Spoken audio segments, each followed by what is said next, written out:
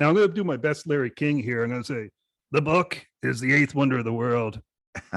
The authors, Pat Laprade, Bertrand and Hebert. Let's talk this book. So, but before we get into this, maybe if you want to just give a quick, just who you are and what you do. I know you've co-wrote 3 books together. Is that correct now? Yeah. Is it 3 books? Yeah. Yeah. 3 books. Yep. 3 books in both languages. So right. That's it. Yeah. Well, I'll start.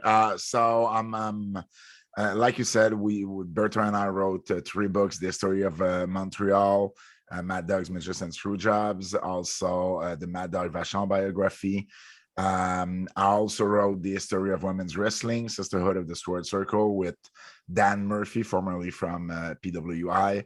I'm hosting Raw in French in Montreal, an hour of Raw every week for close to 5 years now.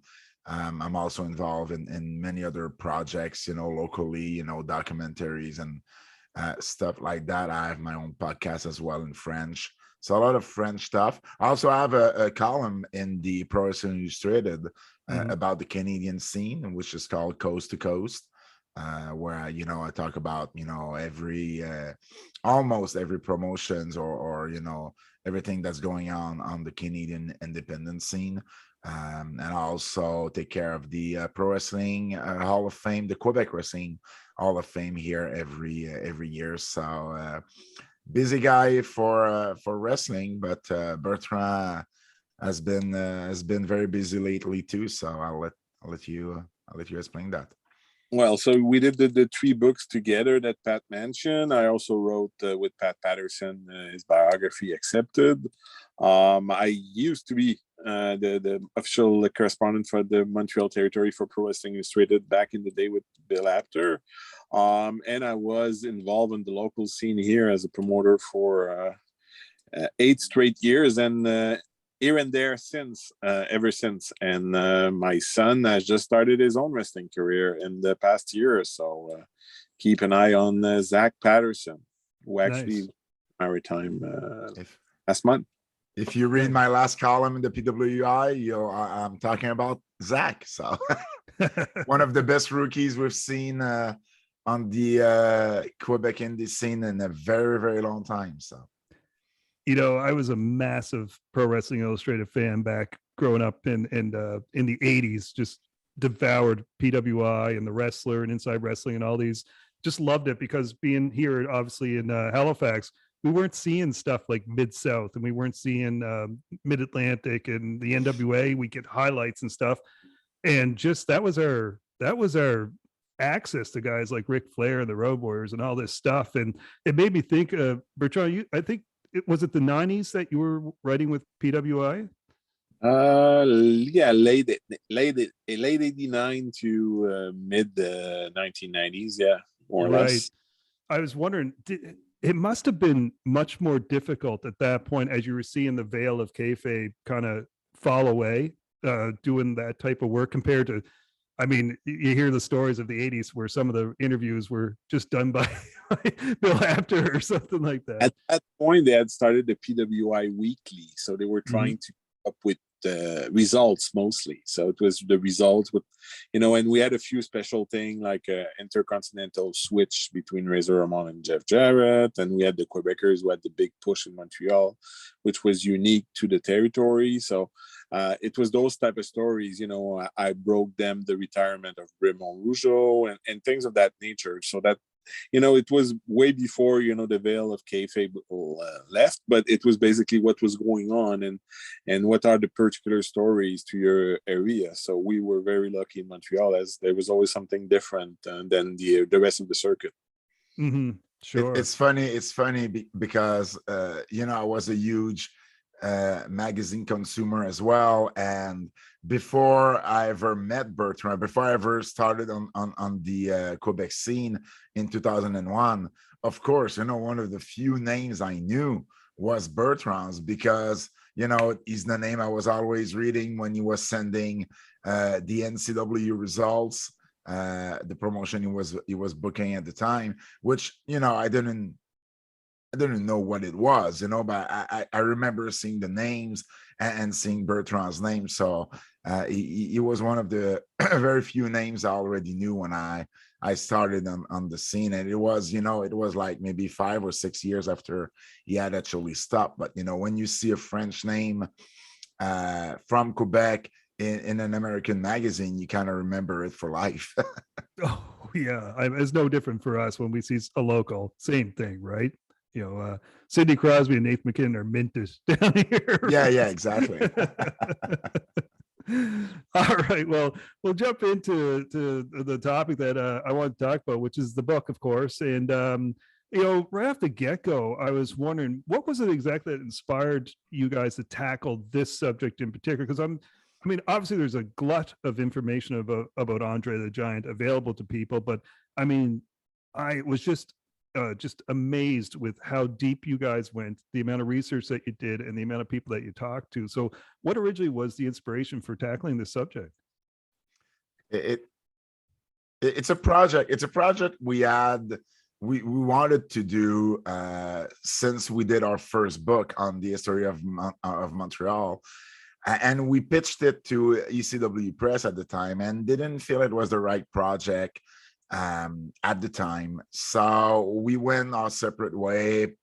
Bert worked on Pat. I worked on the women's book. And then I was part of the HBO documentary, the Andre HBO documentary. So as a field producer. So all of a sudden I had access to a bunch of new information, new contacts. We flew with the team to France. I was the one interviewing the family over there. So I had their contacts. So when we pitched it again to ECW Press saying that, now I'm involved with the documentary, maybe, I'll have new accesses. Maybe it's worth something now that I'll be field producer on it. And ECW Press said, yeah, this is the right time. It's always,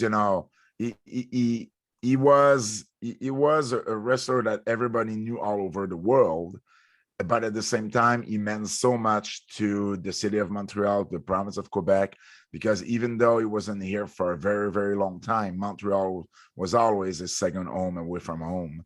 And he was, no pun intended, but it was really larger than life, and here especially.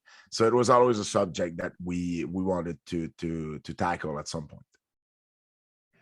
That's exactly that. And after we did the Mad Dag Vachon book, which was first in French, then English, it just seemed, with Pat being involved with the documentary, it just pieced everything together, and he had such a strong tie to the original book that that made sense.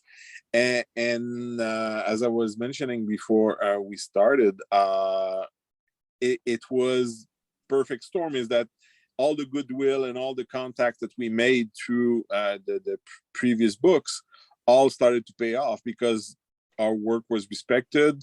So the more we talked to those people, now they open even more. They would go a little bit deeper. They would bring that story that they didn't want to mention at first, or they had forgot, but then it came back to them because we had all those discussions. So it just was a perfect storm, perfect timing, and we're really, really proud of that book. For sure, yeah. And I was thinking as I was going through the book, obviously there's the Montreal connection, there's the French connection, of course, with Andre being French. Did you find that maybe people might have been a bit more open to talking to you guys about different stories, especially in the Montreal region where you're both French, you're both from that area? Do you think that might have been an advantage at all as far as some of the subjects that you were dealing with?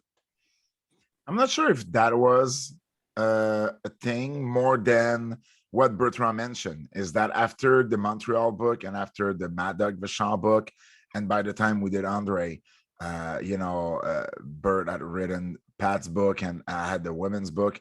I just think our work was, we had made our place into those authors that were respected, wrestling authors that were respected, and we did all the conventions, since 2013, we did so many conventions, met so many people, we were everywhere. and we made so many contacts that I just think that our work was respected. So anyone who actually that we got in touch with, they either knew we were or knew of the work we have done. And but by then we were known to be strong researchers, historians, especially from Montreal, but that we really knew our craft. And I think that helped more than anything else. It's one word, it's trust. We build a lot of Yeah. trust with a lot of people. From there, that's where they open, that's where they go a little bit extra for you. They give you that interview they would never give anyone else. They take the time to tell you that story that they thought they'd never say. So it's the trust factor that we build in those years leading to the book. Now, obviously, Montreal played a big factor in Andre's career and life, to be quite honest. And it just seemed like Canada was a bit of a match made in heaven, because we are a bilingual country. We have the province of Quebec, which was a perfect fit for him. He even had his part-time home there, I guess you could say. So it was a great fit for him. As far as the Montreal wrestling scene, were you guys growing up fans of Andre? Had you seen him perform live or anything like that, or is it more so you kind of grew? Because I use the example, I grew up watching WWF in the mid 80s. By that time, as we talked about in the book, Andre was hurting. He was his weight had kind of ballooned, so he was a bit slower and stuff like that. I still had an appreciation for him, but I didn't get to see that Andre in his prime, or before the injury started taking toll. So for yourselves, were you big Andre fans, or have you grown to become larger Andre fans, pardon the pun, since doing this? Bertrand is older than me, so I'll let him answer first. The chance of seeing Andre live at Paul Sauvé and at the Forum for International Wrestling. So that's before, it's not his prime, but it's before he was way past his prime. Right. So he was larger than life. And Andre had that persona, it was the sheriff coming to town. When Andre was coming back, is that there was a heel that needed a lesson. And it was always very special when they were to announce, next show or in a month from now, Andre the Giant, John Ferret will return. He will team with Dino Bravo and Edouard Carpentier against Hulk Hogan and so and all of that. So it was very special each time that he made the town. He would do interviews. He would bring highballs to the product that no one else could. And that's a little bit of what Gino Brito told us in the book. I mean, sometimes he had to fight with his partners because Andre was more expensive than other talent, but no one else would bring more people to the show.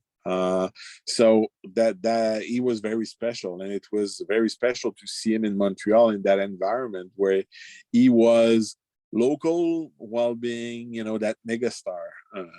That he was and became even further than any one of us could have ever imagined. I don't have much recollection of Andre in international wrestling. I know I've seen him wrestle on TV. I know I've seen him wrestle live at the Forum or at the Paul Sauvé Center. But I was 6 years old in 82. So, it was his last 2 years with the company. So I was between 6 and 8. So I was still pretty young. But I knew he was. I've seen him, and my mom and dad would talk to me about Andre because they have seen him, in the 70s. But my very first big memory of Andre was WrestleMania 3. It was at the very end of international wrestling, but WrestleMania 3 is probably the tape that I've rented the most in my life. And VHS and everything for those younger who don't know what that is. But so I've rented that tape so many times. And Andre and Hogan being the main event. By then, Hogan was my guy. Mm-hmm. I mean, I started with Dino Bravo as my local hero, and then I switched to Hogan when I started watching WWF. And Andre and Hogan was like the matchup, the dream match that you never think you would ever see. And to me, it felt special because of the connection with Andre and Montreal in the province of Quebec, because I remember, I cannot remember not knowing who Andre the Giant or Jean Ferry. Probably mostly his French name, Jean Ferry or Jean Ferry, more than Andre the Giant. But I don't recall not knowing him, not knowing that he existed. So there was a name that was going down, that was going like back to my very, very childhood, and it was just I know the match wasn't good, because when I watch it now I can understand the work wasn't the best of Andre's career, obviously, but it was such on a big stage, and it was one of the most memorable matches in modern wrestling history, right? Sure. You described it in the book, and just the buildup that leading to it, and I still to this day say it's one of the greatest builds to a match that they've had, considering what they were working with. Andre was in rough shape at that time. It was Hogan. It was Andre's name, and it was Hogan that was carrying that card. But we talked about it before on our podcast, just the magic that they did to build that up at the time, and it was very simple. And you mentioned that before we went on, Bertrand, just keeping it simple as far as the wrestling product goes. And even something as simple as having Andre come out with Bobby Heenan just automatically told you this was a heel now, and he was the bad guy, and you had to hate him. And then just the thing with the trophies and of course the ripping the cross and the blood, it was just such an amazing build. And it doesn't matter how poorly that match went, you'll just remember that as being one of the greatest of all time, just because of everything that surrounded it. I mean, this is booking 101. It should be something they teach their new writers at WWE today, to go over how they presented that and what it led to and why it made sense and it created that emotion. This was, the two name, and they put them together. They keep them apart as much as possible going in, and then when the day comes, everybody wants to see that match. So that's it was a beautiful. It was, yeah. Those 2 years with the build to WrestleMania 3, the build to WrestleMania 4, with them stealing the belts from Hogan, the tournament, and then building up to the next to WrestleMania 5 with the Hogan and Macho Man. That might be like the 3 years of storyline leading to WrestleMania, where everything made so much sense, and you could almost see the crumbs everywhere leading you to the promised land. So it's beautiful. That's what wrestling. There's because obviously this was the match that we knew everybody knew everything about, or almost everything about. So there's a lot of stuff that we talk about in the book that are new to most people, but that match, if there was one thing that people knew about Andre, was the match with Hogan. So there was 2 things that were really important for us. First of all, to make sure that once and for all, people know when the surgery happened, because a lot of people tend to believe that the surgery happened before WrestleMania 3, when actually it was after WrestleMania 3. And it kind of made you appreciate the match against Hogan even more, because that Andre was in so much pain, and then you start to see little things, like him holding the ropes to get himself up, or the way that Hogan was supporting him when Andre was doing the bear hug, and you kind of see all those little things in the match that if you didn't know that the surgery happened after the match, or after a few weeks after that, you didn't know. The other thing was, a lot of people tend to say that match was like the end of Andre's career. And it was very important for us to mention that there was like the birth of the big 4 pay-per-views, or what are they calling now, PLEs, premium live events, whatever they name it now. The birth of those those big four pay-per-views was the Andre and Hogan feud. So it in a sense, I understand why they're saying it peaked at WrestleMania 3, because it was, the passing of the torch in a sense. But at the same time, that feud brought the WrestleMania 4, but it also brought the Royal Rumble, the SummerSlam, the Survivor Series, the biggest TV ratings in WWE's history, on the February 5th, 1988, with the title switch and DiBiase being involved and all that. So it was a feud that really was the foundation of what WWE later on became, with pay-per-views and everything. And it's something that nobody was really talking about. And for us, it was like the obvious thing, it was like, but look at what was the main draw every single time, on those first pay-per-views, and it was the Andre and Hogan in one way or one way or the other. Obviously there's painstaking detail as far as gate numbers and money made and different things like that, but what I really loved about this book is that I think for the first time we really got to see who Andre was as a person, and not just the wrestling side of things, but actually an individual. And it was, I mean, you always hear the stories, like Hogan talked about how difficult it was for him to go through airports and things like that, but we never really got to see the true person. And to me, what stood out, maybe I'm wrong, but the way I read it, it was almost like Andre was two personalities or two people in one, because on one side, he was this big, lovable guy, and then he also had that side of him that was just going through a lot of pain and things like that. He loved the wrestling and what it brought him with the fame and fortune, but yet it brought him a lot of grief as well, with the attention that he got and not being able to live life. Like it's mentioned, you don't just put a hat on and sunglasses and when you're Andre and go to a movie. That just doesn't happen. Being from France, he has love for his family, yet he loved to travel and all these. So it always seemed like there was two sides to him. Am I right in that, in picking up on Andre as a person, as an individual?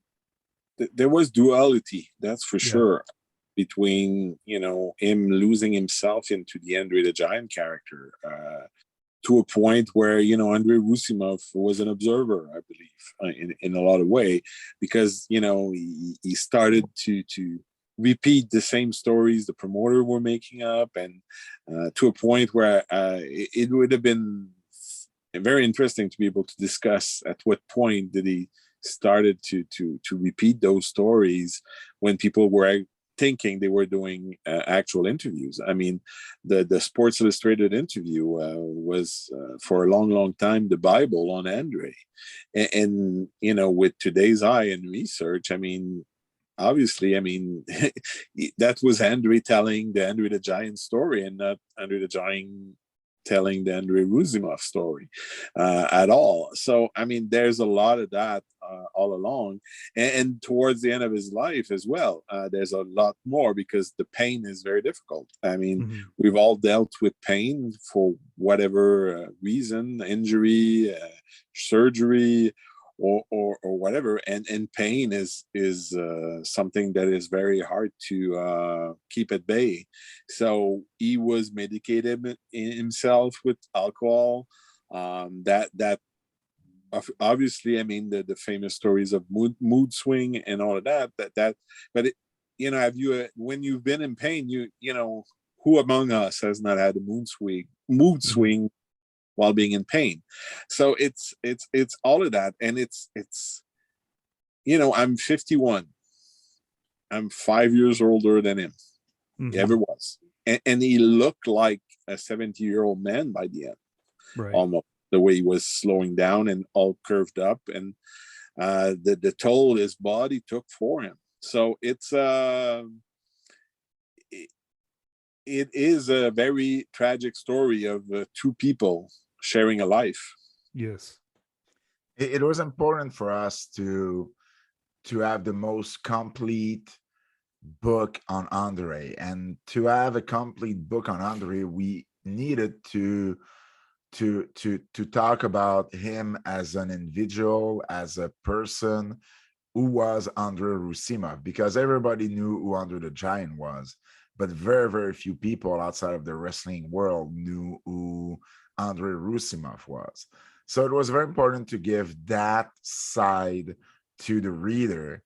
And one of my favorite stories is the one that, you know, when Andre was in France and he was working as a bouncer in some clubs, you know, where and he made friends with some prostitutes there, you know, was Right. sometimes, you know, he didn't have a place to go at night, so they would welcome him, you know, to their places. And 20 years later, he sees a prostitute in Montreal in a hotel, her clothes all ripped off, and you know, she was stolen from everything she had, and he gave her a pile of money. And Gino Brito looked at him, going, you know, what the hell are you doing?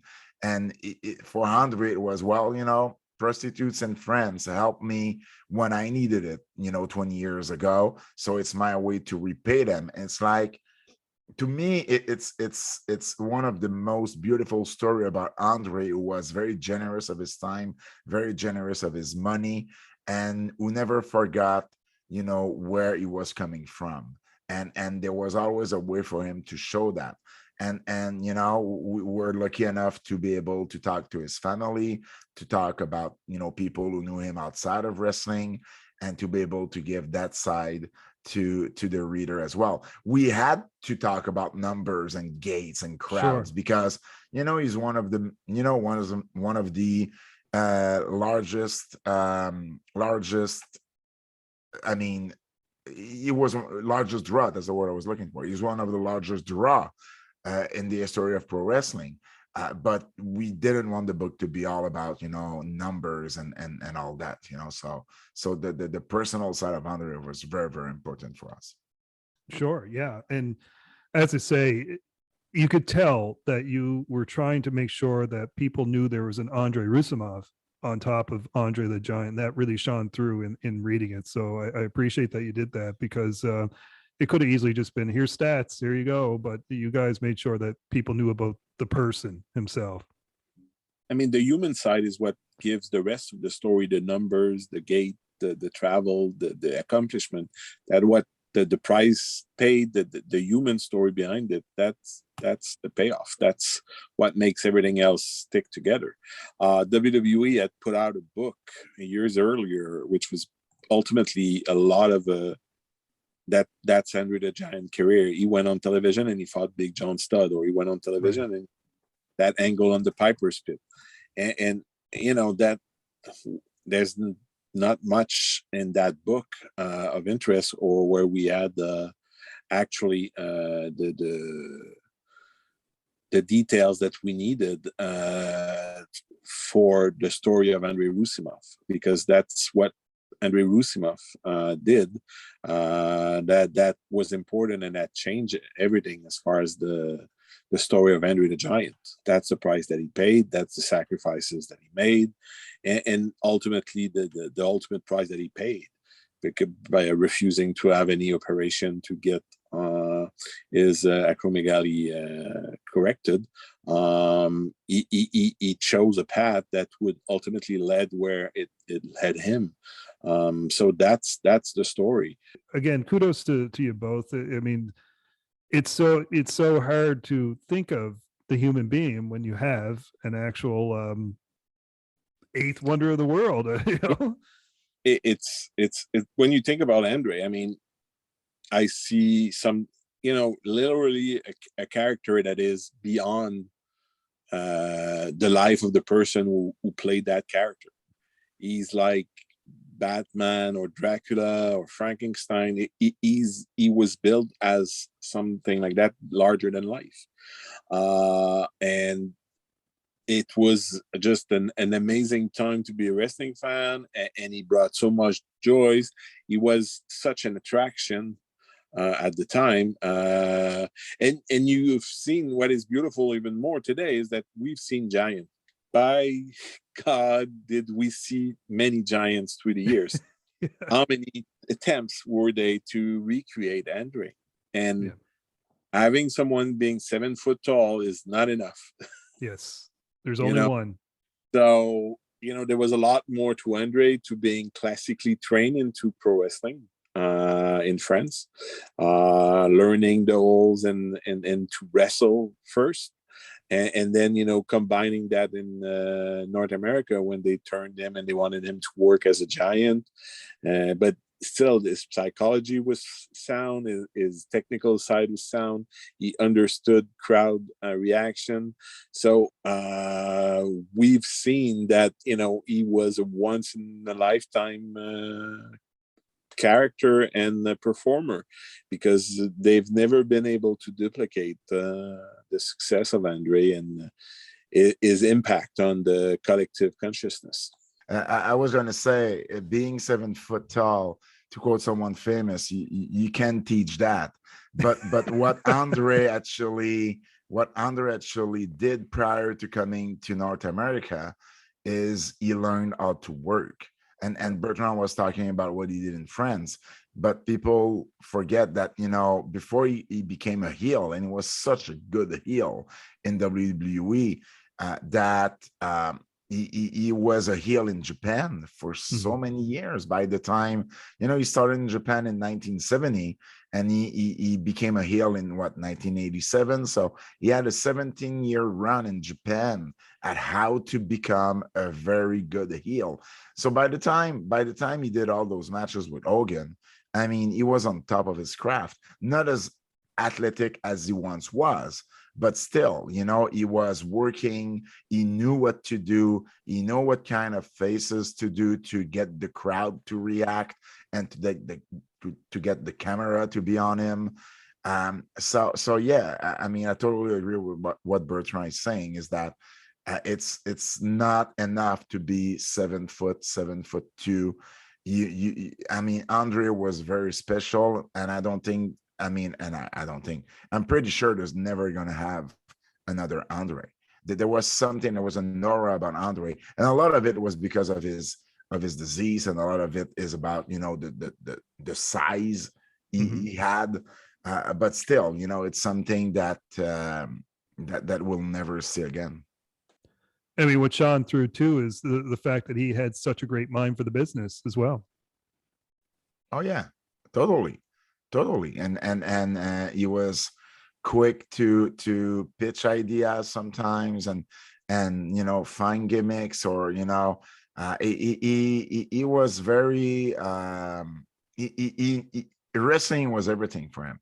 And not only did he like wrestling, but he liked hanging in wrestling, and playing cards, and the traveling he didn't like that much, but being at a show with the boys, playing cards backstage, drinking after the shows, he really enjoyed that life, and that's why he never really retired when he could have.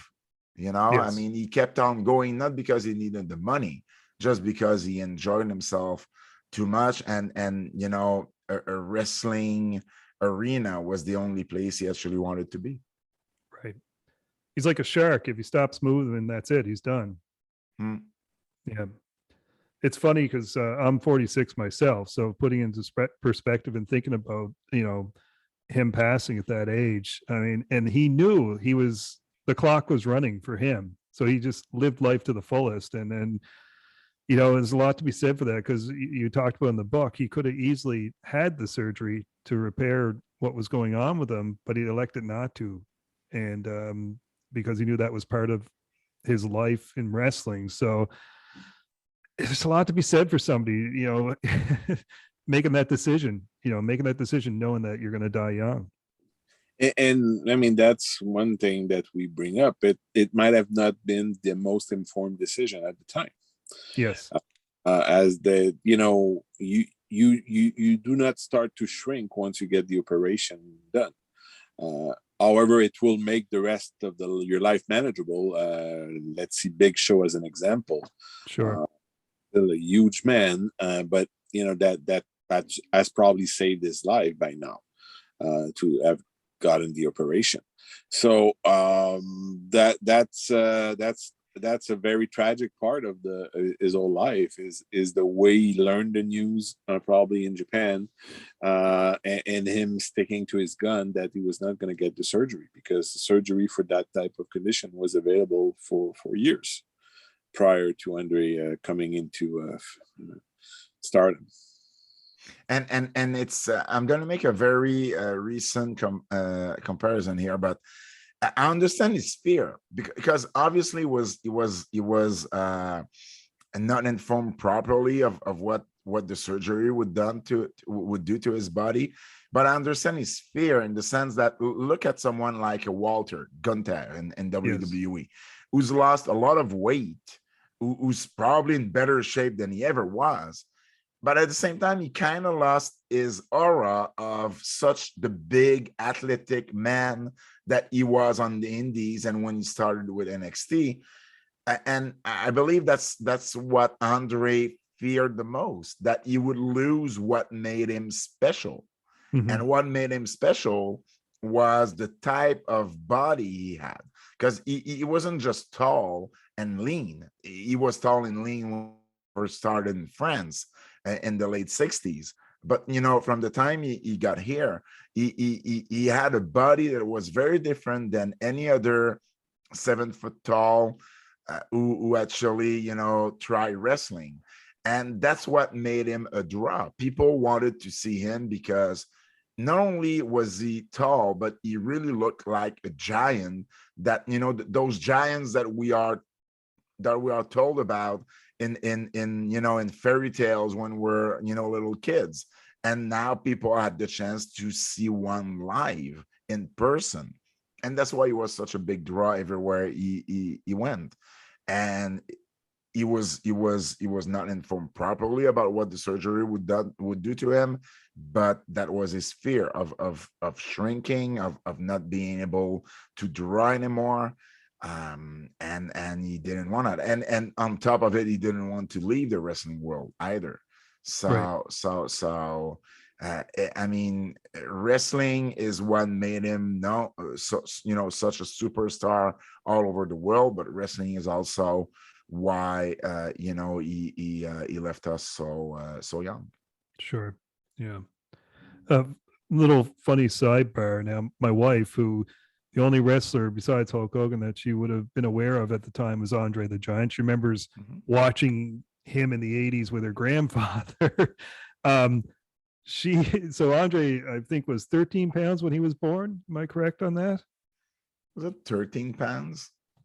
I think in the book it said he was around 13 pounds. Well, there's a chapter called A Big Baby. So it was definitely big. There's no doubt about that. Yeah, I think I remember 13. My wife, who is all of 5'3", 130 pounds, she was also 13 pounds. Wow. So I said she has something in common with Andre the Giant. It's. I mean, I remember doing research about that, and there weren't like too many. It's a very small percentage of people being born, at 13 or whatever the weight was. Yeah. But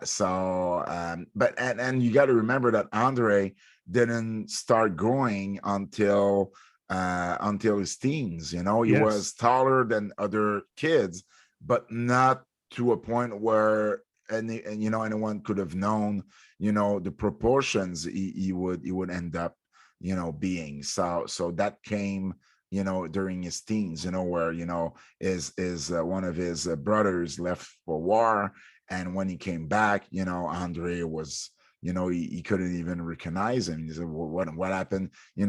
I remember him telling me, I look at my mom and I was like, but Mom, what happened to Andre? And in a very like, he was worried, he didn't know what that's not the size that his brother had when the last time he saw him, but that came later in life, or later in his teenagers years. Yeah, I like that you guys dispelled that myth too, that he actually had a pretty normal childhood and life on the farm type of thing, and he decided that he was done with school and all that, as opposed to some of the myths that are going around that he was just a giant right from the get-go. You have no idea how many myths there was there, and that was our the goal, because like Yes. Bertrand said, with the Sports Illustrated story, which was kind of the Bible for Andre, there was so many tales, so many wrongs, false stories there, that it was important for us to make sure that we were telling the exact truth. And not only that, we wanted to mention, so this is a false story. So where did that story came about, and what is the real story behind it? So it was very important for us to make all of those statements. I just wanted to touch on something else here. Now, you mentioned the Montreal territory as far as wrestling, and actually, Pat, I had watched you on a mutual friend of ours show, Paul Fontaine's show, Cup of Joe, and you got into the talk about the important, what's the most important territory or province for wrestling, and then you kind of reluctantly said, well, Ontario might be up there as far as the top, but we had done a similar discussion on our podcast, and we got into talking about which province was it that had the biggest impact on wrestling, and it wasn't until I did the research that I realized how great an impact that the Montreal and Quebec territory had on professional wrestling. And just to see the amount of stars that have come from there, the amount of tickets that have been sold for events there, the selling out of the Forum, the selling out in Quebec, in Quebec City as well. So can you touch on just what you feel the legacy of the Montreal territory would be as far as to wrestling? I know that, and that's a tough question. That's probably another hour-long conversation, but just briefly, as far as what you would consider the legacy of the Montreal territory. Bertrand, you want to go first? I mean, it did bring to the dance a lot of players that became international players in different roles also. For every Quebecers with the French thick accent, there was even some Russians in there, and some even played American. From there, you have Kevin Owens today and Sami Zayn today still being representing the territory and the province. So it's like a legacy of that endure of creating stars on a global level. So maybe some other places had good runs in short bursts. But I mean, we keep on going, and it goes back to Yvon Robert, and it continued today. So it's we're there, and it's I always felt wrestling is a passion game. It's emotion. So our Latin blood is a little bit part of it, I believe. Yeah, I mean, Montreal is. It's and since Bertrand and I have started working on our first book and publishing it and everything, I do hope that the territory is more understood than it used to be, that it's more known than it used to be, because everybody kind of knew that Montreal was a big territory, but nobody really knew the specifics about what made it that that great of a territory, aside from a few wrestlers talking highly about Montreal, going back to the Eddie Quinn years and Lutez and Buddy Rogers and all those guys. But I mean, the legacy of the Montreal territory is really the one where it was for the longest time the most important territory in Canada, and probably one of the best wrestling town in North America. I mean, I understand that it's not the case anymore. I understand that even Canada, a city like Toronto, surpassed us, over the years, became a stronger market. But I mean, up until the late 80s, early 90s, Montreal was still the town, I mean, it had such a strong link to all the wrestling's greats, like George Hackenschmidt and Frank Gotch, who wrestled. Frank Gotch, who actually was probably one of the first stars in Montreal, and there was like there's so many Quebecers that people don't even know they're from Quebec. You know, Ronnie Garvin is one of them, Right.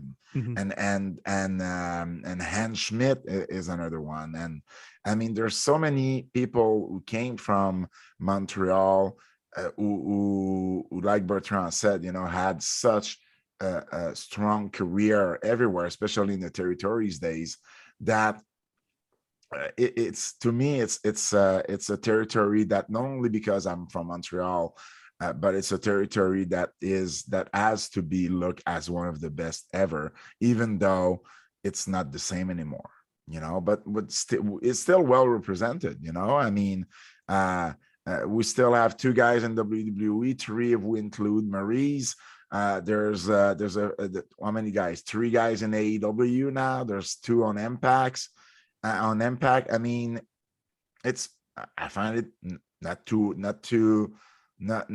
bad, you know, for an 8 million people province where, you know, we didn't have for the longest time WWE in French here on TV, you know. So it's really something that it was important for Bertrand and I to actually put on paper those stories, you know, and we did it at the right time because so many of them have passed away since. But you know, we were talking about it the other day, but there's probably a volume 2 or an updated version of the Mad Dogs, Midgets, and Screwjobs book. You know, I don't think there's ever going to be a 8 Wonder of the World update version, because everything is pretty much out, you know, there. But there's definitely some other stories to be told about a recent history of Montreal that needs to be told, and that's something that we're very proud of. Sure. Yeah. And that's, by the way, is going to be my next read from you guys is Mad Dogs, Midgets, and Screwjobs. Because you haven't yet?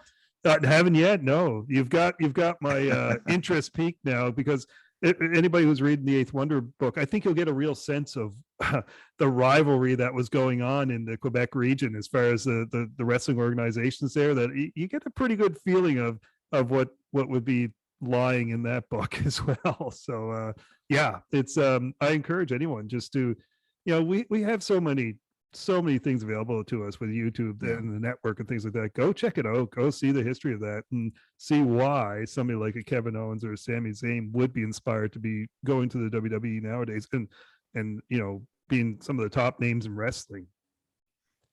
Yeah, definitely. And I mean, it's funny because a lot of people, even though Andre was our 4th book, if we you know, count the book that we haven't written together, it's a lot of people started to know about us because of the Andre book. Right. And that's why we kind of took a break after that, because, you know, I have no idea how we're going to be able to top that. No, but really, yeah. It's between the work we did, the research we did, and the subject of the book. I mean, what other big character like this who actually came from Montreal we're going to be able to write about? Even a Rougeau or Dino Bravo is not as big as Andre was, you know. So it's going to be a very hard one to top, but hopefully we get to write together again and you know, work on another project. But it's the Andre book was really something. It was at one point we were talking to each other and it was kind of overwhelming, all you know, the comments that we were getting about Andre, the Andre book, and I think we just needed, you know, just to lay back a little and see, you know, what's our next project together would be.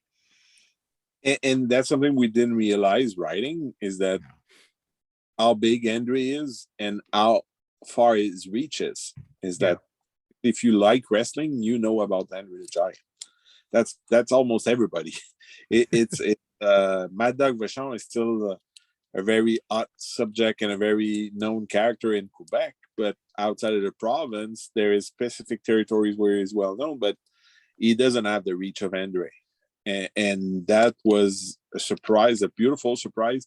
And also the reception was very overwhelming because it was 99.999% positive. So at some point you're so much in your book and you're working so hard and you're rereading that you don't see the tree in the forest anymore. So it was a very, very beautiful surprise at the end to see the work that we did being recognized in that manner. Before we go, I just wanted to give you a chance to plug any social media for yourself, and where we can get the book as well. Well, all the books are available on Amazon.ca, Amazon.com. So Mad Dag's Midgets and Screwjob, the history of Montreal wrestling. Mad Dag Vachon is biography. There's obviously the 8 Wonder of the World, the biography on Andre the Giant, accepted with Bertrand and Pat Patterson. Also, Sisterhood of the Squared Circle, the history of women's wrestling with me and Dan Murphy. And you can find myself on Facebook, Twitter, Instagram at Pat Laprade. Bert? I can also be found everywhere on social media under Bertrand and Pat or Bert WRE. And so hopefully, like any other project, at one point, the Andrew project is probably like any of our previous projects lead us to the next one. Definitely. And just before we sign off here, I'll just ask if you could sum up just in one quick sentence, what would you like to see the legacy of this book, or what would you like to see the perception of this book be for you? The most complete piece of work ever done on Andre. Yeah. Most complete piece of work ever done on wrestler. Even better. Even better. And I'll add the most humanizing story of Andre as well. Well, thank you for that. Sure. That was the hardest part. So yeah, for sure. All right, gentlemen, I appreciate this so much. This was a blast. Like I said, I could talk forever, but open invite for if you ever want to come back on again, or if you want to promote anything else that you're doing. I'd certainly love to have you, and I thank you for your time. Thanks to you, man. Thank you.